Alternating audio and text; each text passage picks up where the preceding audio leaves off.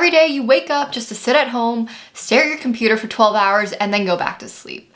Nowadays, we eat from home, work from home, study from home, learn from home, socialize from home, and so on. Who knew being at home would be so exhausting? So in this video, I wanted to share a couple of tips that help me stay motivated and productive when I'm working from home. Rule number 1, get rid of distractions. Raise your hand if you have ever been personally victimized by this little beautiful screen that is actually designed to captivate your attention for hours on end and make you addicted. That's why when you're working, it's gotta go. I also tell myself that do not disturb is enough, and then 5 minutes later,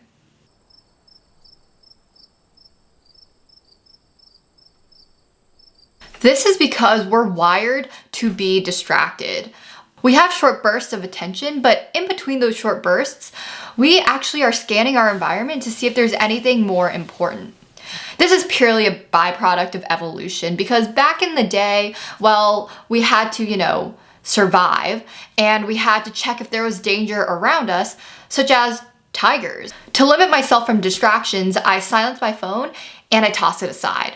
On top of that, I find that my chat apps on my laptop are very distracting. So when I'm working, I actually close out of all of them. And that's not just iMessage and Messenger and whatever other chat apps I have with friends, but it's also chat apps where I might actually be interacting with, people in my lab or coworkers.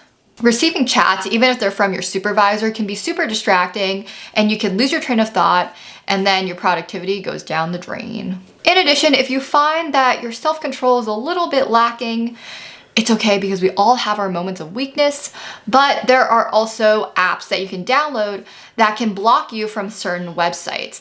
And you can use these in case, you find yourself on a site that you're not supposed to be visiting right now. Tip number 2, invest in accessories. It could just be me and my laptop and our alone time for 12 hours a day, but the more the merrier, and the more productive I work. A no-brainer accessory if you're working from your laptop is a monitor. I love my monitor. And this is because when you have more than one screen, you don't have to click through a million different tabs and get distracted like I do and lose your train of thought and end up finding what you're looking for 10 minutes later. One game-changing accessory that really does not get enough credit is blue light glasses. Everything that you can see is the visible spectrum of light. Now let's actually look at the waves in the spectrum of light.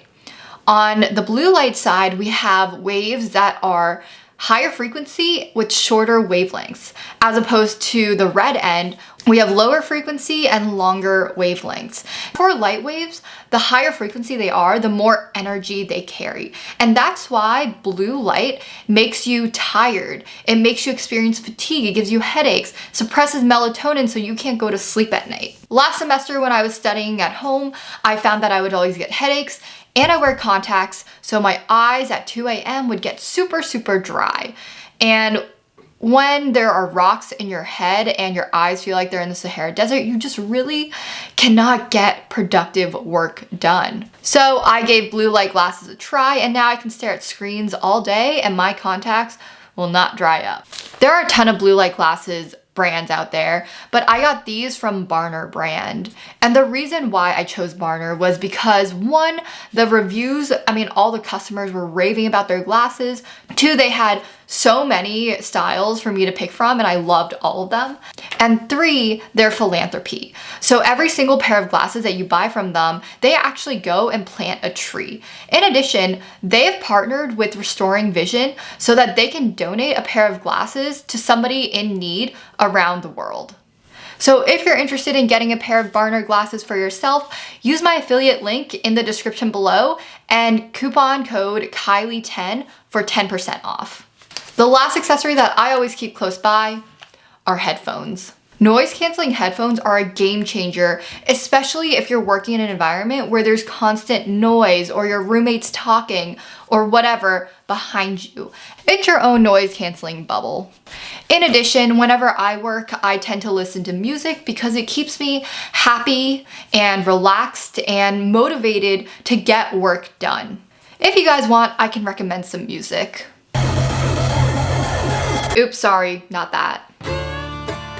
Oh, please, no. Anyways, I have a playlist on Spotify that I like listening to when I code, and I'll link it down below for you guys. Now, I know that these accessories aren't cheap, but what you get in return is productivity and therefore time. Not everybody's gonna agree with me. Different strokes for different folks, but I use these every day and I think that they are really worth the investment. Tip number 3. This is something a lot of people know, but will commonly ignore, and that is to take breaks. Believe it or not, but we can't be productive 100% of the day despite our best efforts. If you are in need of a break, this is your sign to go and take one. I'm gonna let you guys in on a secret. Work smarter, but not necessarily harder. Breaks help replenish energy and motivation. In fact, according to science, there is a 52-17 rule that says you should do 52 minutes of work and then take a 17-minute break.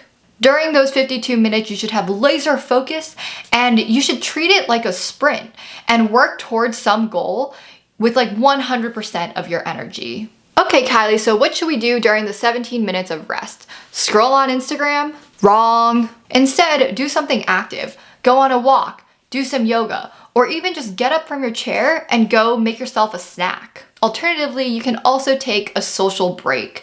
Chat up some friends, coworkers, call your mom. Lastly, if you can't do any of those and you have to stay in your seat looking at your computer, science actually says to watch cute dog videos. Apparently that counts and leads to increased productivity. Number 4 is to set a purpose. In order to make the most out of your 52-minute sprint, you need a goal, a finish line. At the start of my day, I always come up with a to-do list of all the things I want to accomplish for that day. And now when the time comes to work, I choose one of these things from my to-do list and I break it down into smaller bite-sized pieces that are attainable during a short spurt of time. Not only does this help me keep my eyes on the prize, but it also makes the task itself a whole heck of a lot less scary. Well, well, if it isn't our old friend Bluestone the Great. And number 5, healthy body, healthy mind. I'm somebody who believes in look good, feel good, perform good / well. Folks, your body is a temple. Of course, there's science to back this up. When you eat well, you're giving your brain the energy it needs in order to work. Foods that release glucose very quickly will give you a short spike of energy and then a slump. On the other hand, foods that are high in fat actually reduce oxygen to the brain and they just make you feel slow. As for exercise, exercise keeps your blood glucose and oxygen levels high, literally just feeding your brain. And it releases endorphins, which just makes your mood a whole lot better. Personally, I've been doing a lot of yoga, HIIT workouts, running, even skating. But there's so many different forms of exercise out there that, you know, anybody, like whatever floats your boat, man. In addition to exercise, you can also stretch and roll out because everything is connected. For me, I carry a lot of tension in my shoulders, so I really enjoy using my peanut to roll out and really, you know, dig into some of my tense muscles in my back. You can also use like a lacrosse ball. It'll achieve the same purpose. Peanut and drink water. So one little note that I wanted to mention before ending this video is that this is a really tough time for a lot of people and your mental health is important. If you're feeling down, you can go see a therapist, call a couple of friends, call your mom. And there are also a bunch of helplines out there that if you just need somebody to talk to, those are available. And this too shall pass. So, hope this helps.